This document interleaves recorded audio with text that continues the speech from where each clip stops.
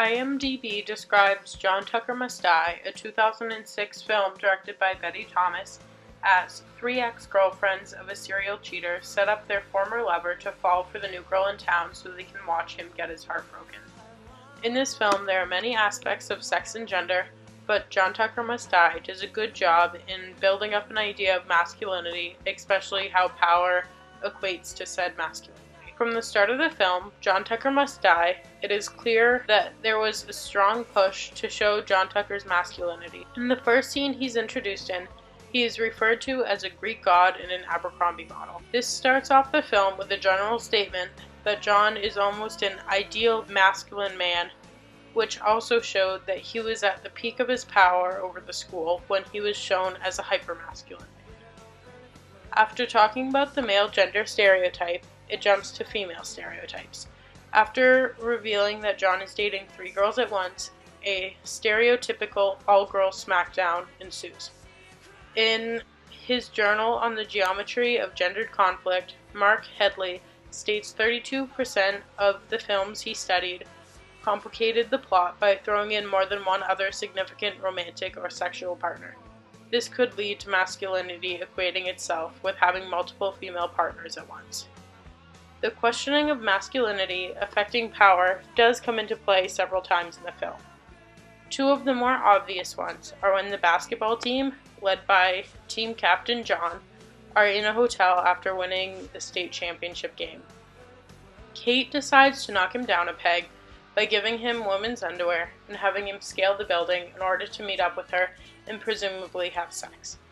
As John gets to the room he thinks is Kate's, he's met with the face of the shocked female coach, who then pulls John into the hall in just the thong in front of both teams. The second clip that takes away John's power is during a basketball game. Earlier, the girls had the idea to put crushed up estrogen pills into his protein powder. This results in a mental breakdown on the court. One of the names that was used to describe John after that was Pansy Ass. He responded by saying, "It's always me. We need you, John. Let's go, John. You're always yelling at me. You never listen. What about my feelings?" Going from being referred to as a Greek god to a pansy ass in such a small amount of time is showing how quickly a man can be emasculated and his power can be taken away. Although quickly the tables turn and John uses the seemingly negative attention he got into positive attention, gaining back his masculinity and power.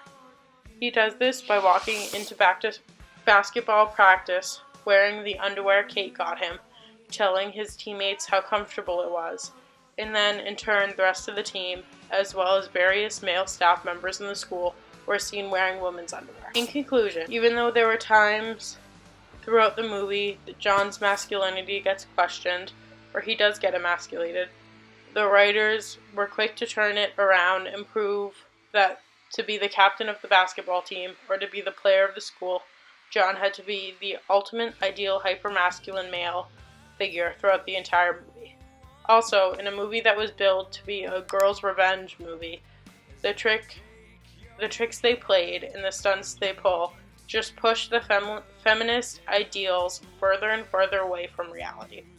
Instead of bringing girls together to fight independently, the power John has in his masculinity just tears the girls apart, further dissolving feminism and promoting negative female stereotypes.